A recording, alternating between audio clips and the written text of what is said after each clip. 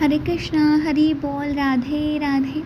My name is Jyoti and आज हम करने वाले हैं प्लांट किंगडम का lecture number 9 and this is the last lecture of plant kingdom. तो आप खुश हो जाइए कि आप इस चैप्टर को अब ख़त्म करने वाले हैं पढ़ के, ठीक है। आई होप कि आप सब अच्छे होंगे, अपनी हेल्थ का पूरा ध्यान रख रहे होंगे और रेगुलरली पढ़ाई कर रहे होंगे। तो चलिए शुरू करते हैं आज का लेक्चर। हरे कृष्णा, हरि बोल, राधे राधे। हाँ जी, तो अब आता है कि क्लासिफिकेशन किस बेसिस पे किया, प्लांट्स का क्लासिफिकेशन। तो आर्टिफिशियल क्लासिफिकेशन किसने दिया? एरिस्टोटल एंड लिनियस जी ने। आर्टिफिशियल क्लासिफिकेशन किसने दिया? एरिस्टोटल एंड लिनियस जी ने, ठीक है। तो इन्होंने क्या किया, एरिस्टोटल जी ने क्या किया, दो प्लांट लिए, एक प्लांट ए है, एक बी है, ठीक है। तो पहला डिफरेंस जो दोनों में था वो था कि हैबिट इनकी क्या है। हैबिट मतलब कि देखो, ए प्लांट क्या है, मोर डेंस है, इसकी लीफ बहुत पास हैं, ठीक है। और जो बी प्लांट है वो लेस डेंस है। क्या है, ए प्लांट तो मोर डेंस है, बी प्लांट क्या है, लेस डेंस है, ठीक है। उसके बाद नेक्स्ट पॉइंट है number of leaves. Number of leaves की बात कर लें तो ए के अंदर बहुत ज़्यादा लीव्स हैं, मोर है, और बी के अंदर नंबर ऑफ लीव क्या है, लेस है, ठीक है। उसके बाद थर्ड पॉइंट आता है कलर का।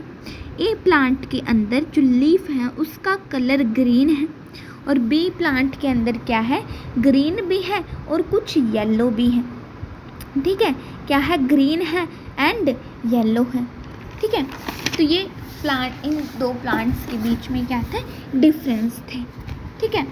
देखो अब हुआ क्या, इन्होंने हैबिट ली, नंबर ऑफ लीव ली, शेप देखी, ठीक है। कलर ऑफ लीव, इन्होंने क्या देखा, कलर ऑफ लीव, ये इन्होंने कैरेक्टर लिए। तो बेस्ड ऑन या और few morphological character and external character लिए, इन्होंने कुछ कैरेक्टर लिए और सारे के सारे एक्सटर्नल कैरेक्टर थे, ठीक है। जो लीफ होती है वो एक वेजिटेटिव कैरेक्टर होता है। लीफ क्या होती है, एक वेजिटेटिव कैरेक्टर होता है। इसके बाद जो लीनियस जी थे, इन्होंने क्या किया, इन्होंने किस बेसिस पे क्लासिफाई किया, बेस्ड ऑन एंड्रोशियम के स्ट्रक्चर पे। इन्होंने एंड्रोशियम क्या है, एक मेल सेक्स ऑर्गन है, ठीक है। एंड्रोशियम क्या है, एक मेल सेक्स ऑर्गन है। तो इन्होंने एंड्रोशियम के अंदर नंबर ऑफ स्टैमन को देखा, किसको देखा, नंबर ऑफ स्टैमन कितने हैं उसे देखा। तो इन्होंने भी वन कैरेक्टर लिया, मॉर्फोलॉजिकल कैरेक्टर था, सेक्सुअल कैरेक्टर था एंड आर्टिफिशियल तो था ही, ठीक है। तो लिनियस जी ने और एरिस्टोटल जी ने क्या दिया, आर्टिफिशियल क्लासिफिकेशन दिया। उन्होंने कुछ ही कैरेक्टर को लिया और वेजिटेटिव कैरेक्टर को लिया, ठीक है। लेकिन लीनियस जी ने कैसा कैरेक्टर लिया, एक सेक्सुअल कैरेक्टर लिया, ठीक है। हाँ जी, नेक्स्ट चले। आप इतना लिख लो, इतना समझ आया ना, अब आप इतना लिख लो, वीडियो को पॉज करो देन राइट डाउन। हाँ जी, आगे चले,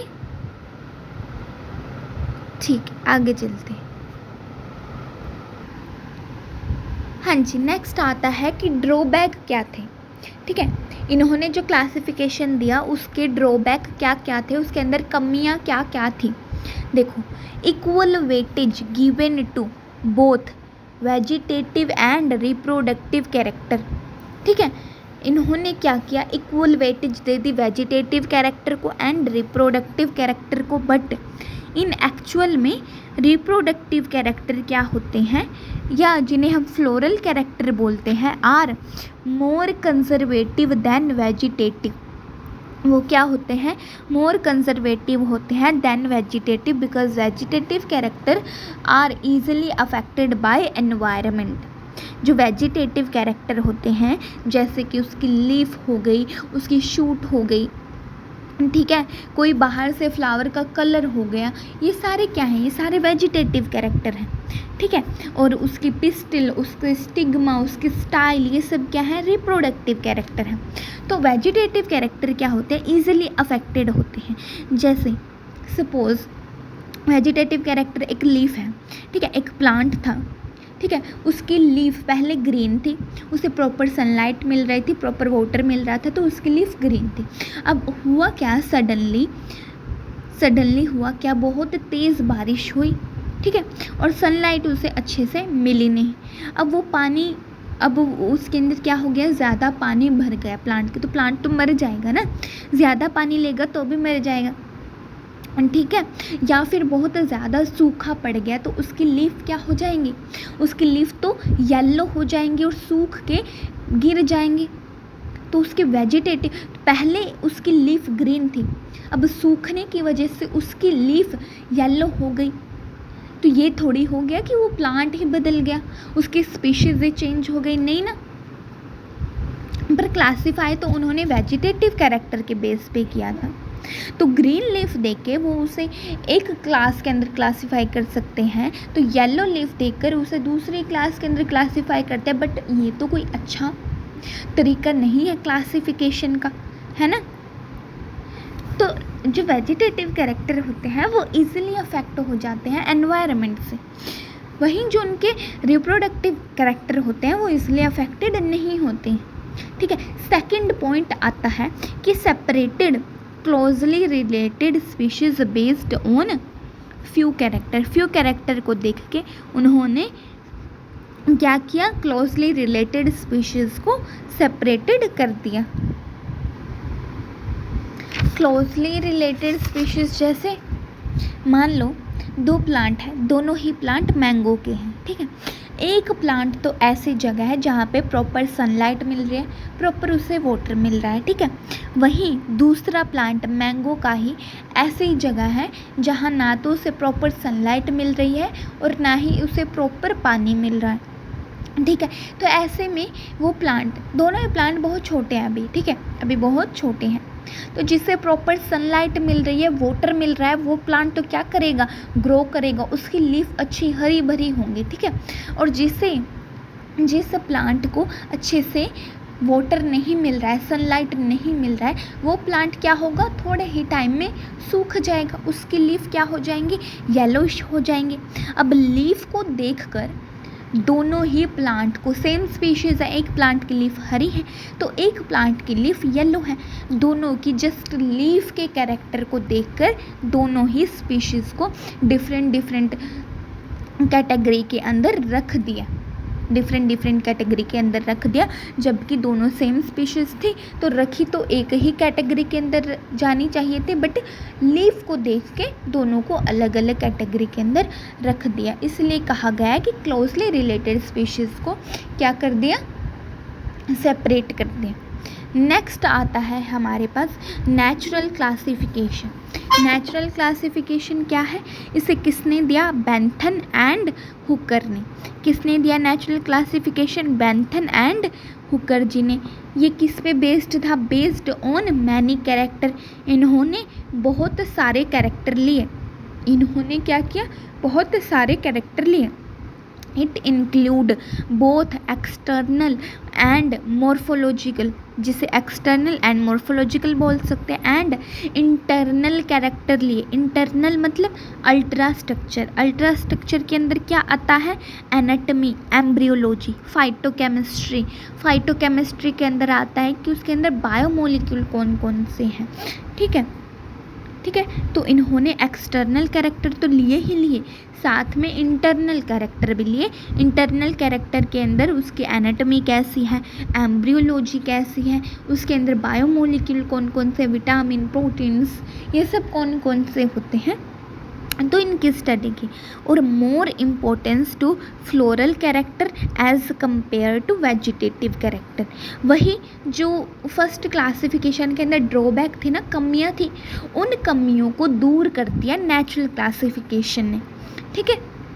हाँ जी, तो इन्होंने मोर इम्पोर्टेंस दी फ्लोरल कैरेक्टर यानी कि वेजिटेटिव कैरेक्टर को as compare to floral character को ज़्यादा इम्पोर्टेंट दिया as compare to vegetative character.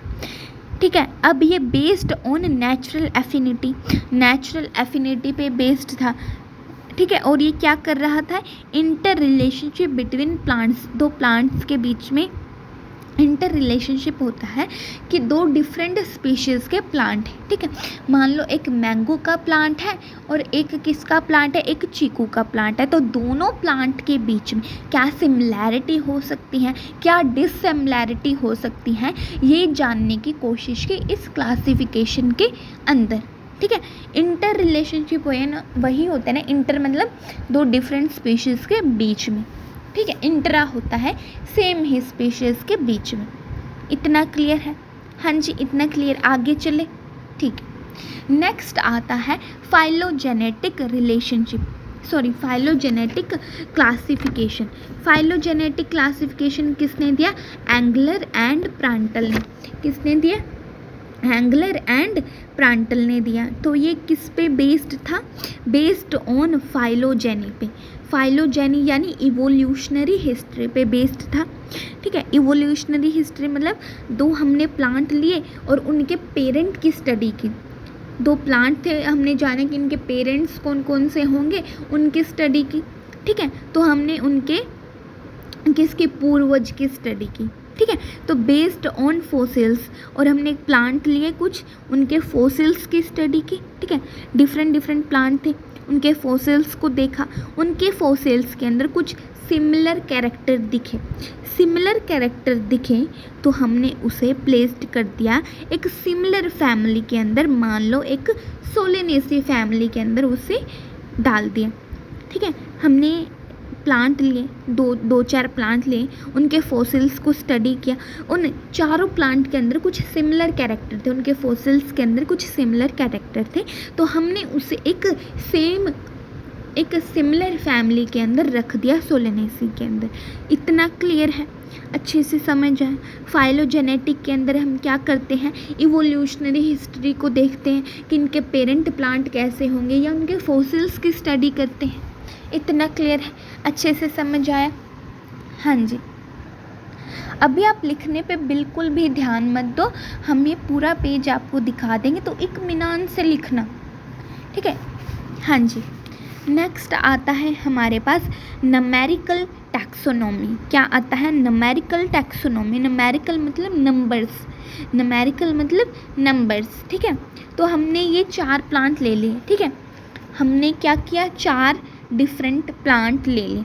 100 of character can be study with the help of computer. हमने कंप्यूटर की हेल्प से इनके 100 ऑफ कैरेक्टर को स्टडी कर लिया कि प्लांट कैसा है, छोटा है, बड़ा है, इसकी लीफ कैसी है, ग्रीन है या नॉन ग्रीन है। ठीक है, इसका स्टेम कैसा है, पतला है, मोटा है। ठीक है, और इस पे फ्रूट कैसे आते, इसके ओवरी कैसे। तो ऐसे हमने 100 ऑफ कैरेक्टर को स्टडी कर लिया और कंप्यूटर के अंदर फिट कर दिया। ठीक है, given equal importance to all character. But इन्होंने क्या किया, हर एक कैरेक्टर को इक्वल इम्पोर्टेंस दी। जैसे कि उसका स्टेम कैसा है, ग्रीन है या नॉन ग्रीन है। ठीक है, और उसकी पिस्टल कैसी है। ठीक है, उसका स्टिग्मा कैसा है, उसकी ओवरी कैसी है। तो इन सब को equal importance they the. And और क्या क्या, 100 ऑफ कैरेक्टर है अब। ठीक है, तो हर एक कैरेक्टर को क्या किया, असाइन कोड टू कैरेक्टर। हर एक कैरेक्टर को एक कोड असाइन कर दिया ताकि कंप्यूटर के अंदर ताकि कंप्यूटर के अंदर सर्च करना क्या हो, इजी हो जाए, ताकि हमें कोई भी कैरेक्टर के बारे में अगर जानना हो तो हम जस्ट कोड डालें उसका और वो कैरेक्टर हमारे सामने आ जाए। ठीक है, इतना क्लियर है? अच्छे से समझ आया? हाँ जी, आगे चलें। ठीक है, इसके बाद आता है साइटोटैक्सोनॉमी। क्या आता है इसके बाद आता है साइटोटैक्सोनॉमी। तो क्या होता है, ये based on structure and behaviour of chromosome. जो सेल होती है ना, सेल के अंदर हमें पता है कि क्रोमोसोम होते हैं। ठीक है, क्रोमोसोम होते हैं। तो साइटोटैक्सोनॉमी के अंदर हम क्या पढ़ते हैं, based on structure and behaviour of chromosome, कि वो क्रोमोसोम उनके कैसे हैं। ठीक है, उसकी स्टडी करते हैं, उनका स्ट्रक्चर कैसा है, उनका बिहेवियर कैसा है, और साइटोलॉजिकल इंफॉर्मेशन बेस्ड है इस टैक्सोनॉमी के अंदर। यानी कि इसके अंदर हम कैसे क्लासीफाई करते हैं, हम इसके अंदर प्लांट के एक सेल लेते हैं, उसके अंदर उसके क्रोमोसोम का स्ट्रक्चर बिहेवियर देखते हैं और सेल की अदर इंफॉर्मेशन लेते हैं। ठीक है, तो इस तरह का क्लासिफिकेशन साइटोटैक्सोनॉमी के अंदर होता है।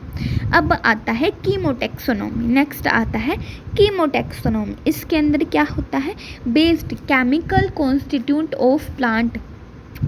केमिकल कॉन्स्टिट्यूट, देखो प्लांट के अंदर केमिकल कॉन्स्टिट्यूट क्या हो सकता है कि डीएनए की सीक्वेंस क्या है, कि उसके अंदर एक सेल है, सेल के अंदर क्रोमोसोम है, क्रोमोसोम में क्या है, डीएनए है, तो उस डीएनए की सीक्वेंस कैसी है। ठीक है, तो केमिकल कॉन्स्टिट्यूट केमिकल पे बेस्ड है।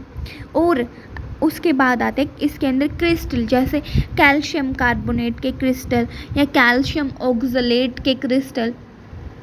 ठीक है, तो इनके बारे में पढ़ते हैं कि इनके अंदर कौन कौन से क्रिस्टल हैं।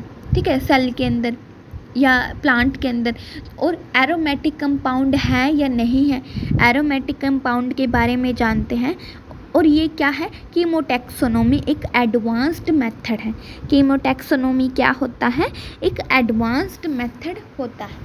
इतना क्लियर है, इतना अच्छे से समझ आया आपको। आई होप कि आपको इतना अच्छे से समझ आ रहा होगा। अब आप इस पेज को लिख लो।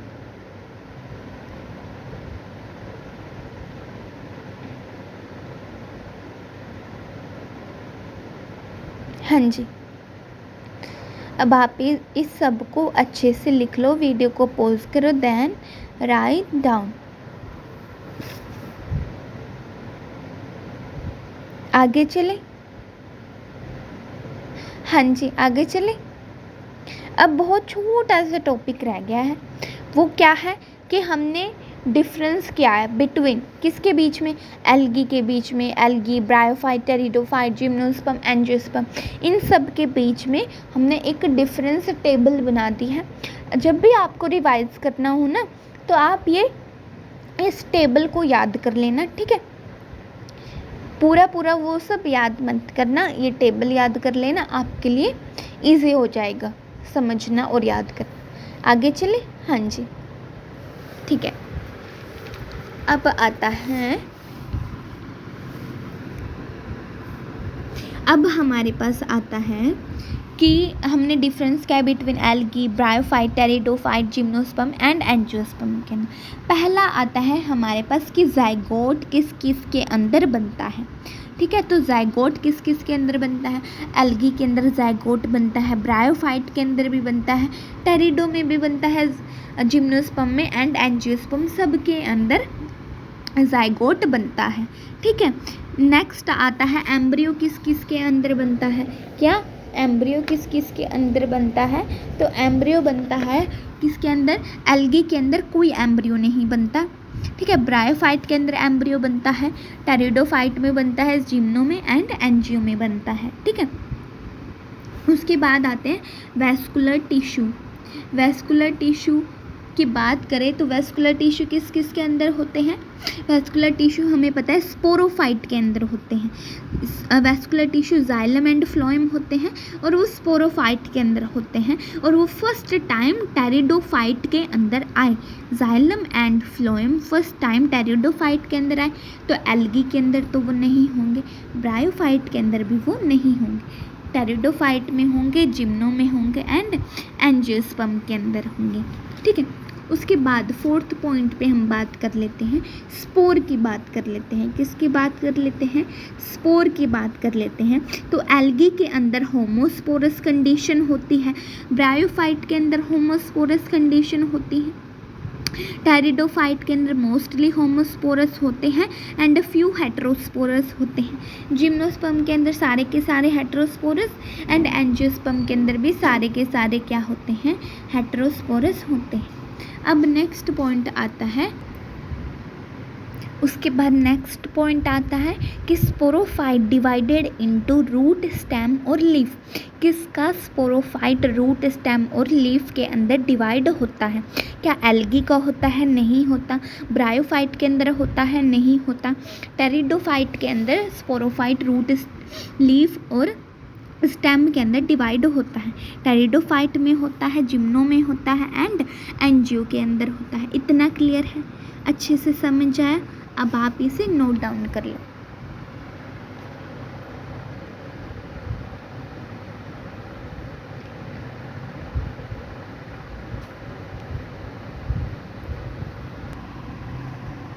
हाँ जी, अब हम बात कर लेते हैं सीड की, कि सीड किस किस के अंदर बनता है। क्या एल्गी के अंदर सीड बनता है? नहीं बनता। ब्रायोफाइट के अंदर सीड बनता है? नहीं बनता। सीड क्या टेरिडोफाइट के अंदर सीड बनता है? नहीं। इसके अंदर तो precursor to seed habit originate हुई थी। इसके अंदर क्या हुआ था? Precursor to seed habit originate हुई थी। इसके अंदर सीड नहीं बनता। फर्स्ट टाइम जो सीड आता है वो जिम्नोस्पर्म के अंदर आता है। और कैसा सीड होता है? नेकेड होता है। कैसा होता है? नेक्ड होता है, क्योंकि इसके ऊपर फ्रूट नहीं होता है। फ्रूट नहीं होता है। एंजियोस्पर्म के अंदर जो सीड होता है वो कवर्ड होता है फ्रूट से।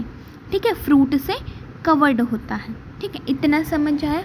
हाँ जी, आगे चलते हैं। अब बात आती है ओवरी किस किस के अंदर देखने को मिलते हैं। जो ओवरी है वो फ्यूचर में फ्रूट बन जाती है। ओवरी क्या बन जाती है? फ्यूचर में फ्रूट बन जाती है। तो एल्गी के अंदर तो ओवरी नहीं होती है, ना ही ब्रायोफाइट के अंदर होती, ना ही टेरिडो के अंदर होती, ना ही जिम्नो के अंदर होती। फ्रूट तो केवल एंजियोस्पर्म के अंदर ही आता है। इतना आगे समझ? हाँ जी। अब बात कर लेते हैं एंथ्रीडिया की। एंथ्रीडिया क्या है? मेल सेक्स ऑर्गन है। किसके अंदर होता है? एंथ्रीडिया मेल सेक्स ऑर्गन है। एल्गी के अंदर एंथ्रीडिया होता है। ब्रायोफाइट के अंदर एंथ्रीडिया होता है। टेरिडो के अंदर भी एंथ्रीडिया होता है। एंड जिम्नोस्पर्म के अंदर एंथ्रीडिया नहीं होता है। ठीक है, जिम्नोस्पर्म के अंदर एंथ्रीडिया नहीं होता है और ना ही एंजियोस्पर्म के अंदर एंथ्रीडियम होता है। ठीक है, इनके अंदर तो क्या होती है? इनके अंदर तो पोलन ग्रेन बन जाती है। क्या आ जाती है? पोलन ग्रेन बन जाती है इनके अंदर। ठीक है, आर्किगोनिया। अब आर्किगोनिया किस केस के अंदर होता है? एल्गी के अंदर आर्किगोनिया होता है? नहीं होता है। एल्गी के अंदर आर्किगोनिया नहीं होता है। ब्रायोफाइट के अंदर आर्किगोनिया होता है। ठीक है, टेरिडोफाइट के अंदर आर्किगोनिया होता है। जिम्नोस्पर्म के अंदर आर्किगोनिया होता है एंड एंजियोस्पर्म के अंदर आर्किगोनिया होता है। अब बात कर लेते हैं फर्टिलाइजेशन कैसा होता है। एल्गी के अंदर एक्सटर्नल फर्टिलाइजेशन होता है मोस्टली। ठीक है, ब्रायोफाइट के अंदर इंटरनल फर्टिलाइजेशन होता है। टेरिडोफाइट के अंदर इंटरनल होता है। जिम्नोस्पर्म के अंदर इंटरनल होता है एंड एंजियोस्पर्म के अंदर इंटरनल फर्टिलाइजेशन होता है। नेक्स्ट आता है movement of male gamete. Movement of male gamete किसके अंदर होती है और किस मीडियम के द्वारा होती है? तो मूवमेंट ऑफ मेल गैमेट पानी के अंदर होती है। पानी एज अ मीडियम यूज़ होता है। ठीक है, तो पानी में मेल गैमेट मूव करता है। एल्गी के अंदर, ब्रायो के अंदर भी पानी में मूव करता है। ठीक है, टेरिडो के अंदर भी पानी में मूव करता है एंड जिम्नोस्पर्म के अंदर पोलन ट्यूब बन जाती है। उसके अंदर से फिर मेल गैमेट जाता है किसके पास? ओव्यूल के पास जाता है। ठीक है, मेल गैमेट पोलन ट्यूब से जाता है। हाँ जी, और एंजियोस्पर्म के अंदर भी पोलन ट्यूब बन जाती है। इतना क्लियर है? आगे चले। हाँ जी, इसके बाद आता है पोलन ग्रेन किस किस के अंदर बनती है। एल्गी के अंदर पोलन ग्रेन नहीं बनती है। ब्रायो के अंदर भी नहीं बनती। जिम्नो में भी नहीं बनती। जिम्नो में बनती है। जिम्नो में पोलन ग्रेन बनती है। ठीक है, और एंजियो में बनती है। हाँ जी, ठीक है। उसके बाद आता है germination of pollen grain. Pollen grain किस किस के अंदर जर्मिनेट होंगे? अब जिसके अंदर पोलन ग्रेन होंगी उसी में तो जर्मिनेट होंगी। जिसके अंदर पोलन ग्रेन ही नहीं है उसमें क्या पोलन ग्रेन की बात करें? तो एल्गी में ऐसा कुछ नहीं होगा। ठीक है, ब्रायो में नहीं होगा, टेरिडो में नहीं होगा, जिम्नो में होगा एंड एंजियो में होगा। ठीक है, जिम्नोस्पर्म में क्या होता है? स्टिग्मा, स्टाइल एंड ओवरी क्या होती है? एब्सेंट होती है। इसके अंदर स्टिग्मा, स्टाइल एंड ओवरी क्या होती है? ठीक है। स्टिग्मा होती है, स्टाइल होती है, सॉरी ओवरी एब्सेंट होती है। ओवरी क्या होती है? एब्सेंट होती है। पोलन ग्रेन फॉल कर जाती है एंड जर्मिनेट कर जाती हैं डायरेक्ट। ठीक है, पोलन ग्रेन क्या कर जाती हैं? नीचे गिर जाती हैं और डायरेक्ट जर्मिनेट कर जाती है। इसके अंदर ओवरी नहीं होती है। ठीक है, ओवरी नहीं होती है। किसके अंदर? जिम्नोस्पर्म के अंदर स्टिग्मा एंड स्टाइल तो होता है, स्टिग्मा एंड स्टाइल तो होता है, ओवरी नहीं होती। ठीक है, एंजियोस्पर्म के अंदर क्या होता है? ऑन स्टिग्मा पे डायरेक्ट जर्मिनेट कर जाती है, स्टिग्मा पे डायरेक्ट जर्मिनेट कर जाती है। ठीक है, इतना क्लियर है? हाँ जी। और जिम्नोस्पर्म के अंदर क्या था? Pollen grain fall germinate direct. ये भी स्टिग्मा पे गिरेंगे और डायरेक्ट जर्मिनेट कर जाएंगे, और ये भी स्टिग्मा पे गिरेंगे और डायरेक्ट जर्मिनेशन होगा। ठीक है, उसके बाद आता है मोड ऑफ पोलिनेशन। ठीक है, मोड ऑफ पोलिनेशन, पोलिनेशन का मोड क्या होता है? हाँ जी, अब बात करते हैं कि मोड ऑफ पोलिनेशन कैसा होता है, कैसे इनके अंदर पोलिनेशन होता है। पोलिनेशन क्या होता है?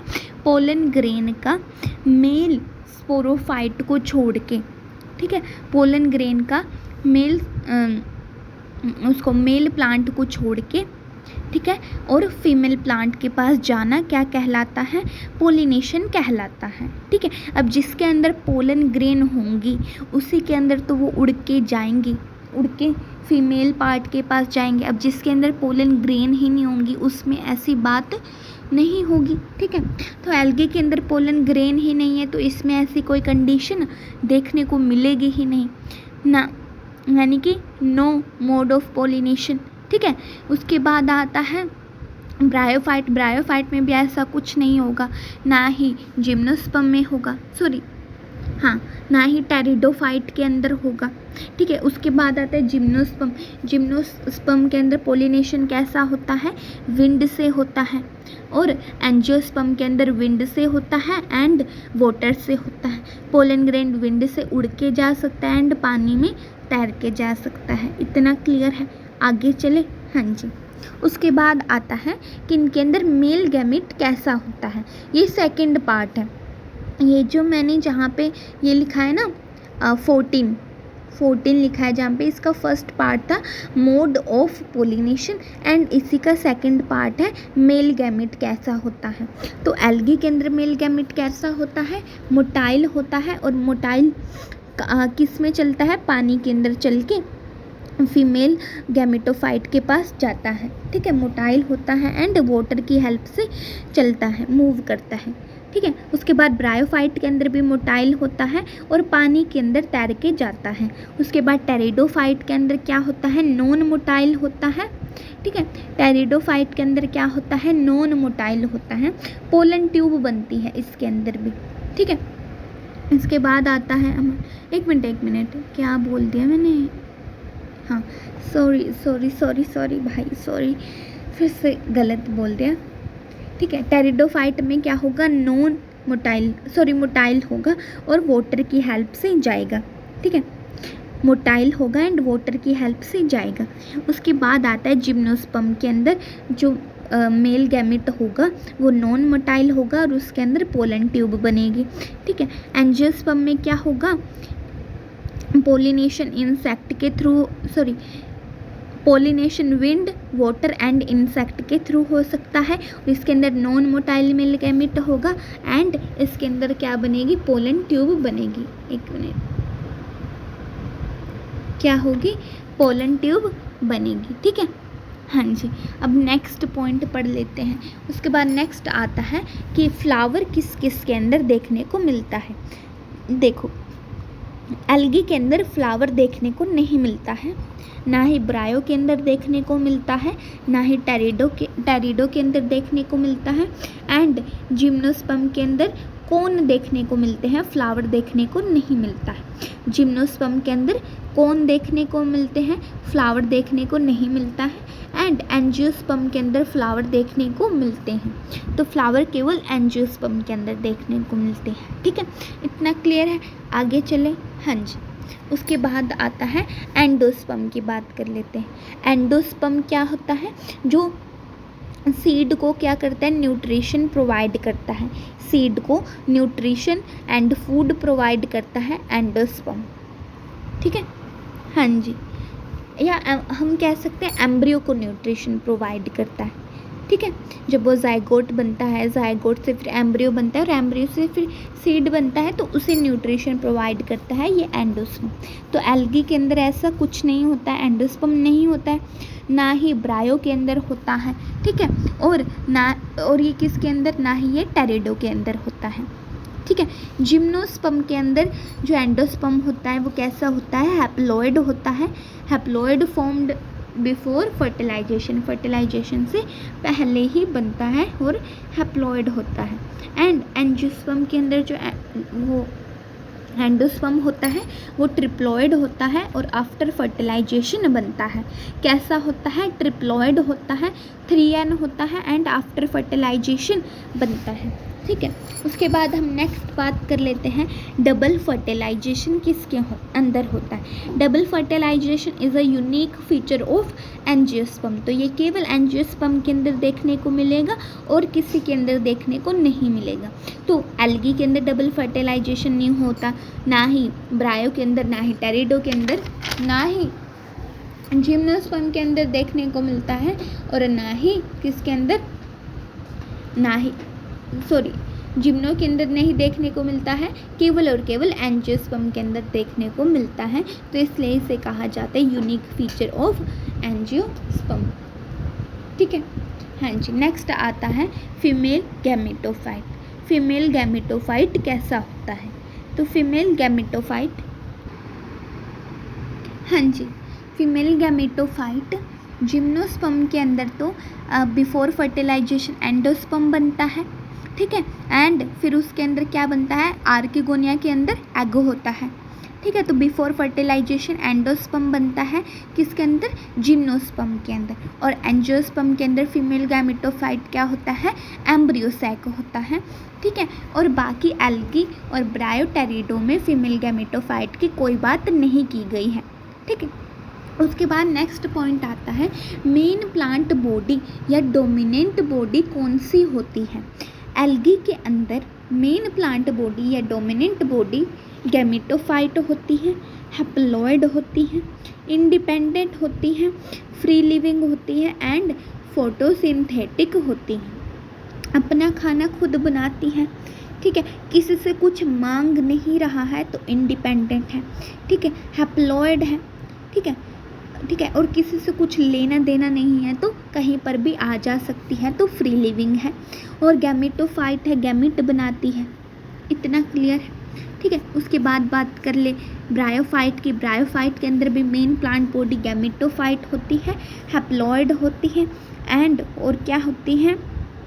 इंडिपेंडेंट होती है एंड फ्री लिविंग होती है और फोटोसिंथेटिक होती है। गैमेटोफाइट होती है, हैप्लॉइड होती है, इंडिपेंडेंट होती है, फ्री लिविंग होती है, फोटोसिंथेटिक होती है। ठीक है, हाँ जी, आगे पढ़ते हैं टेरिडोफाइट के अंदर।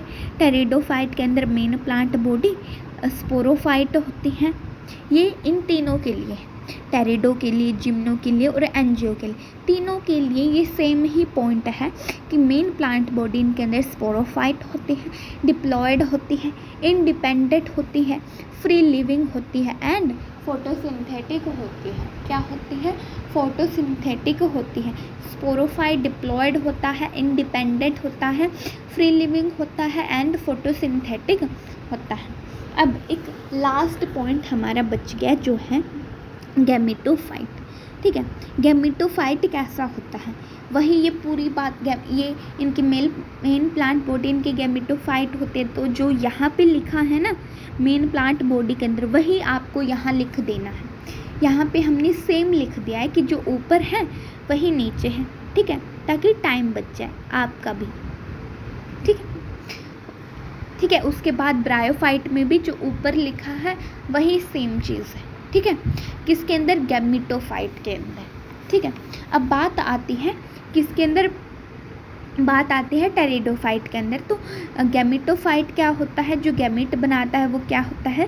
प्रोथैलस होता है, फोटोसिंथेटिक होता है, फ्री लिविंग होता है, इंडिपेंडेंट होता है, ठीक है। एंड जो female gamete present on sporophyte. क्या कहा इन्होंने कहा कि फीमेल, हाँ जी, यहाँ पर लिखा है कि female gametophyte present on sporophyte for variable period. हमें पता है कुछ थोड़े से टाइम के लिए फीमेल गैमेटोफाइट स्पोरोफाइट पे क्या रह जाता है? वहाँ पे बना रह जाता है, उसके बाद वो वहाँ से निकल जाता है। तो कुछ थोड़े से टाइम के लिए टेरिडोफाइट के अंदर वो वहाँ पे रहता है, ठीक है। हाँ जी। उसके बाद आता है जिम्नोस्पर्म में क्या होता है? जिम्नोस्पर्म के अंदर जो गैमेटोफाइट होता है वो डिपेंडेंट होता है एंड नॉट फ्री लिविंग नहीं होता है, ठीक है। गैमेटोफाइट क्या होता है? डिपेंडेंट होता है एंड नॉट फ्री लिविंग, ठीक है। उसके बाद एंजियोस्पर्म में भी यही बात है कि क्या होता है? डिपेंडेंट होता है, नॉट फ्री लिविंग होता है एंड हाईली रिड्यूस्ड गैमेटोफाइट होता है। क्या होता है? हाईली रिड्यूस्ड गैमेटोफाइट होता है। इतना समझ आया? अच्छे से समझ आया? अब आप इस पेज को देख लो एंड देन अच्छे से लिख लो। हाँ जी।